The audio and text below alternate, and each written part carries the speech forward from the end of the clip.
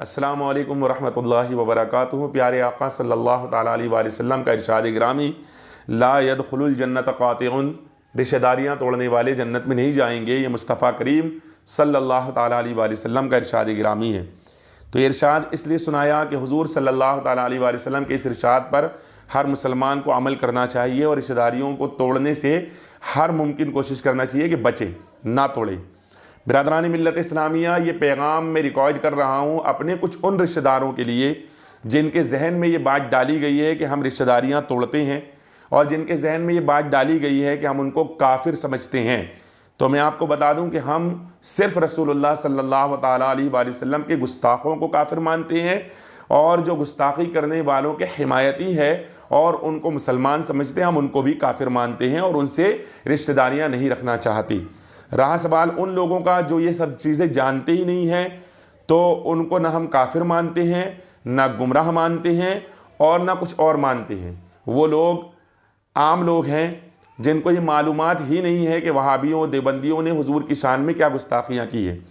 تو ان لوگوں کے تعلق سے ہمارا مزاج یہ نہیں ہے کہ ہم ان سے رشتہ داریاں توڑیں یا ان کو کافر گمراہ کہیں، تو یہ مزاج ہمارا ہے نہیں الحمدللہ۔ لیکن وہابیوں کی اور گستاخان مصطفیٰ کی ہمیشہ سے یہ عادت رہی ہے کہ جب وہ ہمارے جوابات نہیں دے پاتے تو پھر طریقہ یہ استعمال کرتے ہیں کہ لوگوں کو ہمارے خلاف بھڑکا کر یہ کہتے ہیں کہ یہ شخص آپ کو کافر کہتا ہے، اس کے قریب مت جاؤ، یہ تو گمراہ ہو گیا ہے اور یہ تمہیں دور کر دے گا، اس کے گھر جاؤ گے تو بھگا دے گا، فون کرو گے تو ڈانٹ دے گا، بات کرو گے تو بھگا دے گا۔ اس طرح سے گمراہ کیا جاتا ہے اور لوگوں کو بھڑکایا جاتا ہے، جبکہ حقیقت سے اس کا دور دور تک واسطہ نہیں۔ آپ ہم سے فون کریں، بات کریں، گھر آئیں، ہم نے کبھی بھی اپنے گھر کے دروازے کسی کے لیے بھی بند نہیں کیے۔ اگر سنیت سمجھنے کی بات ہو، اگر مسئلہ سمجھنے کی بات ہو تو سب کو اجازت ہے، سب بات کر سکتے ہیں، سب آ سکتے ہیں۔ تو وہ تمام رشتہ دار جن کو بہکا کر دور کیا گیا کہ یہ اس طرح کرتے ہیں، اس طرح کرتے ہیں، اس طرح کرتے ہیں، ان سے میری گزارش ہے، چاہے وہ رشتہ دار کسی بھی جگہ کے رہنے والے ہو، چاہے وہ میرے خاندان کے اہل خاندان لوگ ہوں یا میرے سسرالی رشتہ دار ہوں یا کوئی اور رشتہ دار ہوں، ان تمام سے میری گزارش ہے کہ رشتے توڑنے کا مزاج ہمارا نہیں ہے۔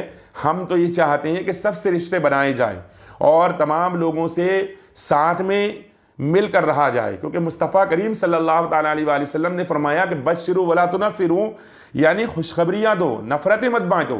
تو پیارے آقا سرور کائنات صلی اللہ تعالیٰ علیہ وآلہ وسلم نے ہم کو نفرتیں بانٹنے سے منع فرمایا، خوشخبریاں دینے کا حکم فرمایا۔ تو ہم کیسے نفرتیں بانٹ سکتے ہیں؟ ہم ہرگز نفرت نہیں بانٹتے ہیں بلکہ خوشخبریاں دیتے ہیں۔ جنت کی خوشخبری، پیارے آقا سرور کائنات کے ساتھ رہنے کی خوشخبری، یہ ہمارے پاس ہے۔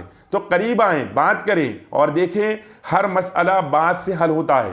کچھ لوگ ہیں جو دلوں کے اندر بہت ساری چیزیں دبا کر بیٹھے ہوئے ہیں۔ بعض ایسے بھی بھائی ہیں جنہیں گستاخیاں نہیں معلوم، لیکن چونکہ ان کے ساتھ رہتے ہیں گستاخان مصطفیٰ کے، تو ان کے بھی کچھ اعتراضات ان کے ذہن میں موجود ہے، جو رشتہ داروں میں موجود ہے، ان کے بھی اعتراضات موجود ہے کہ ارے یار یہ ایسا کرتے ہیں، ایسا کرتے ہیں، ایسا کرتے ہیں۔ تو یہ بتائیں کہ اگر یہ تمام اعتراضات آپ نے اپنے اندر رکھ لیا تو اس کا کوئی حل ہو سکتا ہے؟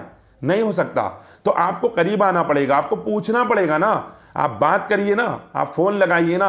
اگر آپ کو جھلک دیا جائے، اگر آپ کو بھگا دیا جائے تو بے شک پھر ہم غلط ہیں، لیکن اگر آپ سے بات کی جائے اور آپ کے سوال کا مثبت جواب دیا جائے، صحیح جواب دیا جائے، تو پھر کیا اعتراض ہے؟ تو قریب آئیں، بات کریں، اور باتوں سے بڑے بڑے مسائل حل ہوتے ہیں۔ بلکہ میں کہتا ہوں کہ دنیا کا ہر مسئلہ بات ہی سے حل ہوتا ہے، بغیر بات کے حل نہیں ہوتا۔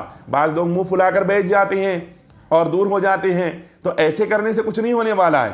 بھائی اگر آپ کے دماغ کے اندر کوئی چیز بیٹھی ہوئی ہے کہ یہ چیز فلاں کو نہیں کرنا چاہیے تھی، مثلاً اشفاق کو یہ کام نہیں کرنا چاہیے تھا اور یہ کام اس نے کیا اس لیے میں اس سے دور ہوں، تو آپ آئے نا، پوچھیں کہ یہ کام کیوں کیا، آپ بات کریں نا کہ یہ کام کیوں کیا۔ اگر ہم اس کا جواب نہ دے سکیں تو بے شک آپ کا غصہ کرنا، آپ کا ناراض ہونا جائز ہے، اور اگر ہم جواب دے دیں، سمجھا دیں، بات آپ تک پہنچا دیں، تو پھر تو کوئی اعتراض ہی نہیں بنتا ہے۔